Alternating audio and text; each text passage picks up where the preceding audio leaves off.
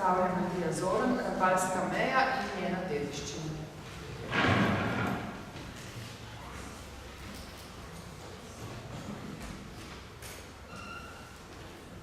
Lep pozdrav. Torej, predstavljali se bomo malo bolj proti zahodu in govorili o Rapalski meji, ki seveda ni zgodba druge svetovne vojne, ampak ima svojo predzgodovino v prvi svetovni vojni, pa seveda v medvojnem obdobju. Nekaj o tem je povedala že Maja, tukaj se bomo pa se ukvarjali predvsem z to mejo in pa njeno dediščino.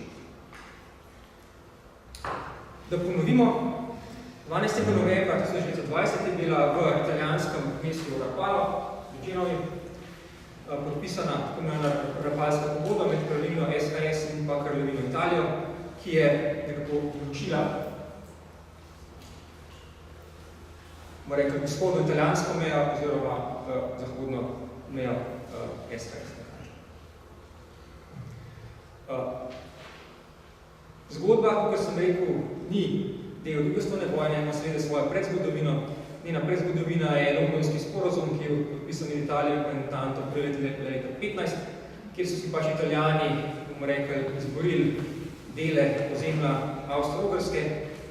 Vemo, danes je to predvsem Južna Tirolska, v primeru takratne Slovenije ali pa tudi Hrvaške, je pa zahodna Slovenija. S tem, da je razlika v tem, da je po Londonskem sporazumu, to je tale rozna meja, ne bi meja potekala takole, po prvi svetovni vojni za Rapalsko pogodbo so pa dobili tako rdeča črta še nekoliko več ozemlja. Kaj je za nas pomembno? Pomembno je to, da je s tem smo Slovenci dobili tretjino svojega etničnega ozemlja, približno 300,000 Slovencev je pač ostalo takrat v Italiji. Nastajanje meje. Naravno geografsko lahko potek Rapalske meje v Sloveniji razdelimo na 3 dele. V grobem sicer poteka po razvodnici med Jadranskim in pa Črnomorskim povodjem, ampak poudarjam, to drži le v grobem. Zakaj v grobem? Če si pogledamo to trodelnost meje. V severnem delu, se pravi v Julijskih Alpah, še nekako lahko sledimo razvodnici. Razvodnico prikazuje ta modra črta, črna črta je pa Rapalska meja. Se pravi, v Visokogorju bomo rekli, ja, meja se drži visokogorskih grebenov. Če se predstavimo malo južneje, v predalpski svet, vidimo že odstopanje med Rapalske meje in pa med razvodnico. To je zaradi tega, ker so pač Italijani bili so zmagovalci, tako so bili velesila in so si pač lahko prvošli to, da so nekako mejo predstavili v svojo korist čez grebene. V južnem delu pa ta sistem popolnoma razpade. To je pa zaradi tega, ker tukaj pa govorimo o izrazito kraškem območju, kjer niti nimamo klasične površinske razvodnice, ker pretakanje vododatem poteka pod površinsko. Nekako tako je trodelnost naravne geografske meje Rapalske. Ko je bila meja, bomo rekli, dogovorjena, so jo označili z mejnimi kamni. O njih smo nekaj že slišali. Mejni kamni so bili 4 vrst. Imeli smo glavne mejnike, posebne mejnike ob mejnih prehodih, umestne mejnike, teh je bilo največ, in pa en posebni mejni kamen na tromeji med Italijo, Avstrijo in pa SHS na Peči. Meja je bila razdeljena na 70 odsekov, ki so jih vključili glavni mejniki, ki so bili tudi oštevilčeni. Se pravi, tale zgornja številka je pomenila mejo odseka, eno od teh 70 odsekov. Med temi glavnimi mejniki so bili umestni mejniki, teh je bilo pa prek 5000. Se pravi, govorimo o mejnikih, ki so potekali od Stromeje na Peči, pa vse do reke na Hrvaškem. Za potrebe postavljanja mejnikov in pa na splošno poteka meje so naredili zelo dobre kartografske podlage in sicer izdelani so bili zemljevidi v merilu 1:5000, v ozadju pa imate pregledni zemljevid 1:200,000, ki prikazuje, kje. Se pravi, črna črta je Rapalska meja, ti kvadratki so pa posamezni zemljevidi v merilu 1:5000, ker je pač potek meje natančno določen. Pa si pogledamo, kako so ti izvedeli, se pravi, geodetsko izmero je upravljal italijanski vojno-geografski inštitut iz Firenc med letama 20 in pa leta 25. Skupaj je bilo teh kvadratov, se pravi, teh zemljevidov izdelanih 86. Spravno ne govorimo samo za zemljevide, ki poteka po slovenskem ozemlju, tudi tisti del, ki je bil na Hrvaškem. Zemljevid, ki ga imate v ozadju, je zemljevid tukaj, tukaj so žili. Se pravi, tle. Vidimo, kako je tak zemljevid izgledal, pa če pogledamo še malo podrobneje. Zemljevidi so bili izdelani dvojezično, se pravi v italijanskem jeziku in pa v srbskem jeziku. Zato imate tukaj tudi primer srbske različice, zato so tudi rekli legend, da ni v slovenščini. Kaj vidimo na zemljevidu? Prvo, kar moramo izpostaviti, so zemljepisna imena. Tudi na italijanski različici teh zemljevidov so zemljepisna imena slovenska. Se pravi, šele kasneje so Italijani potem to vsaj na svoji strani vse italijanizirali. Drugo, kar pa vidimo, je pa, se pravi, z rdečo črto potek meje, potem imamo pa tele krogce, za katere pa kvadrate, katere imate tukaj topografski ključ.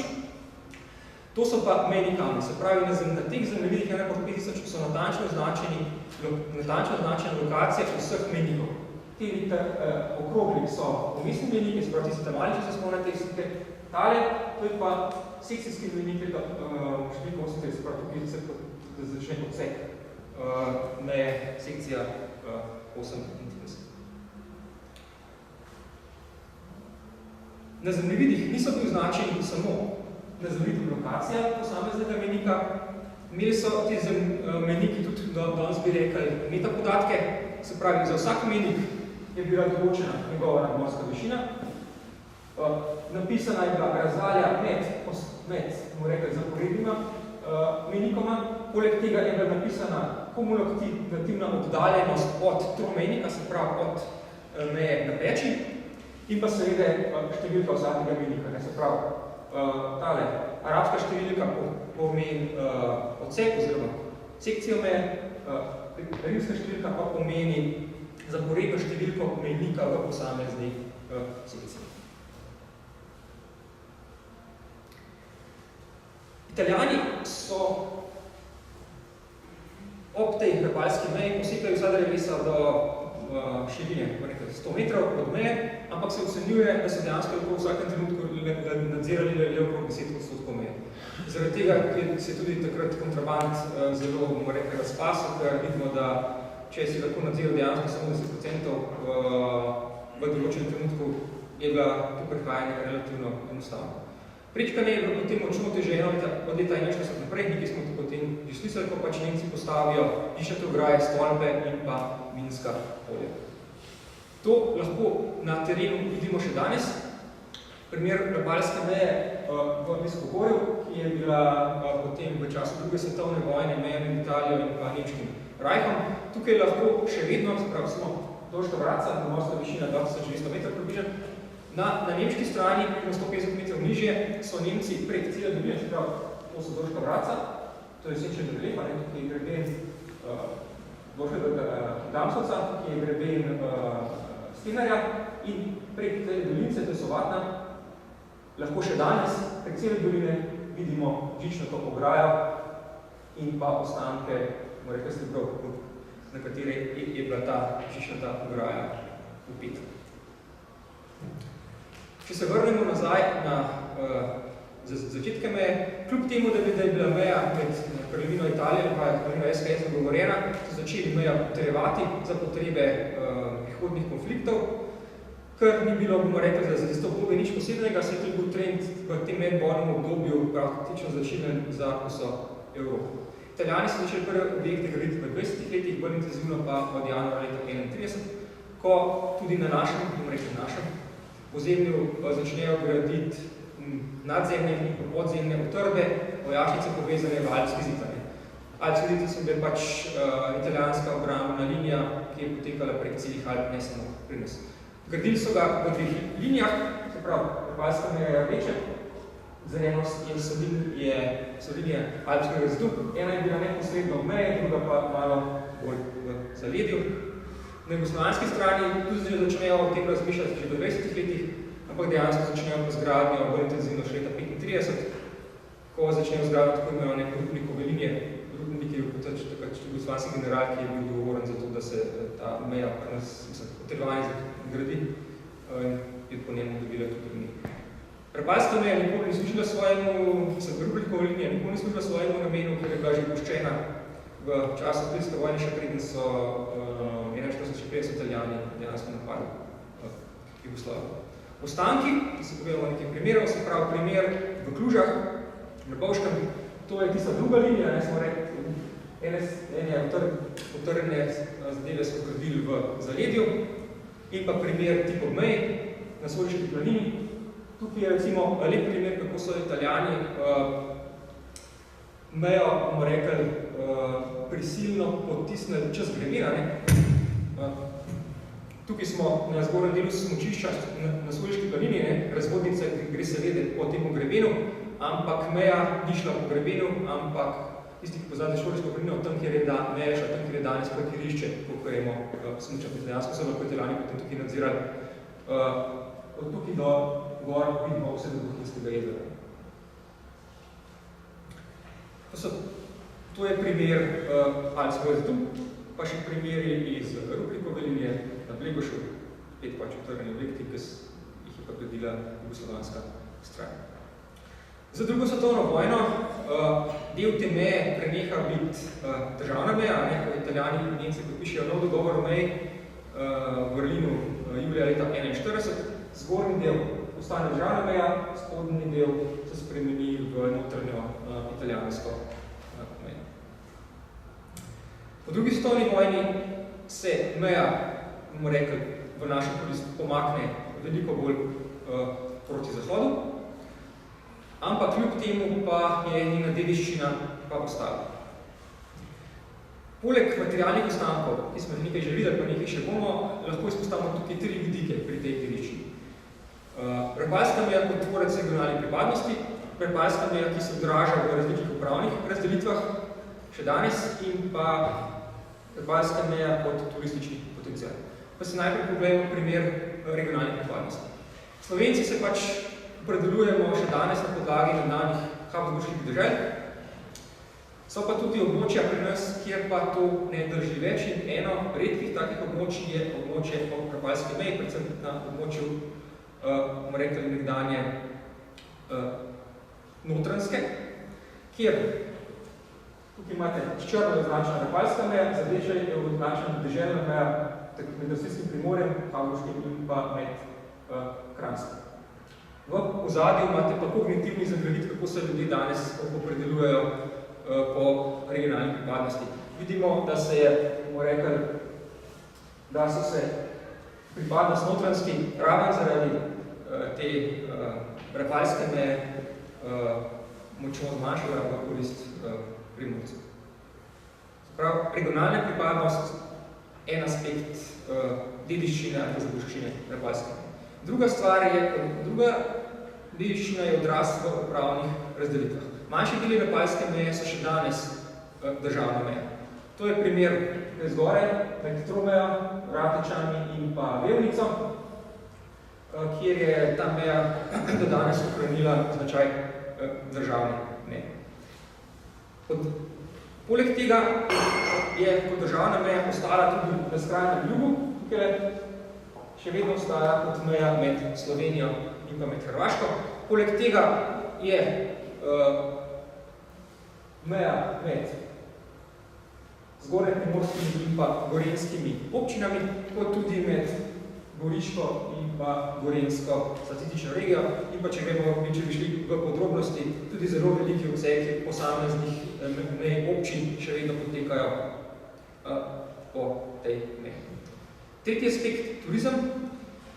Del Rupnikove linije so že uredili za turistične namene, ali kot izobraževalne poti, ali kot neke vrste on-site muzeje. Tukaj imate primer, kako vabijo na eno tako učno pot v okolici Gorenje vasi, tega imamo tukaj vsaj v Poljanski dolini kar nekaj. Tudi Alpski zid se je že začel, rekli, tržiti v turistične namene. primer iz Surice, kjer imate zgledno urejeno po Rapalski meji in tukaj gor, ko smo prej videli ostanke, če spomnite nekaj sajtov nazaj, tukaj gor je bil Alpski zid in v Rapalskem zidu imate pač več točk, kjer si lahko gledate potrjeni položaj. Problem pri tej dediščini, ki jo opažamo, je pa ta, da se prepogosto ali pa zelo pogosto ostanke povezane z Rapalsko mejo meša oziroma zamenjuje z ostanki Prve svetovne vojne, predvsem je to problem v zgornji Soški dolini. Za ohranjanje dediščine so danes zelo pomembni razni spletni portali. Tukaj imate primer, kjer imamo na geopediji za ta srednji del meje urisane zelo veliko položajev oziroma utrvnih položajev rubnikove linije, ali pa, ko smo na podlagi teh starih zemljevidov 1:5000, ki sem v začetku omenil, imate tudi danes na geopediji celotno mejo označeno takole, se pravi, vsi mejni kamni so georeferencirani, za vsak mejni kamen lahko na geopediji pogledate, kje se je nekoč nahajal. Imate enega, ki je bil na vrhu Triglava, ki ga danes ni več. Mi v okviru projekta, za katerega ste zdaj že večkrat slišali, pregledujemo tudi to, koliko teh mejnih kamenov dejansko še stoji. Primer iz Vršiča. Tole je pač meja, kar je rumeno barvano, so mejni pomanjkajo ali pa so poškodovani, belo so pa tisti, ki še nekako stojijo. Pa si jih nekaj pogledamo. Tega ste že vsi videli, ki ste šli čez Vršič. Ta stoji takoj ob tabli, ki označuje preglas in je predstavil poseben mejnik, ker je bil gor mejni prehod. To je, bomo rekel, umestni mejnik, gor na Šitni glavi.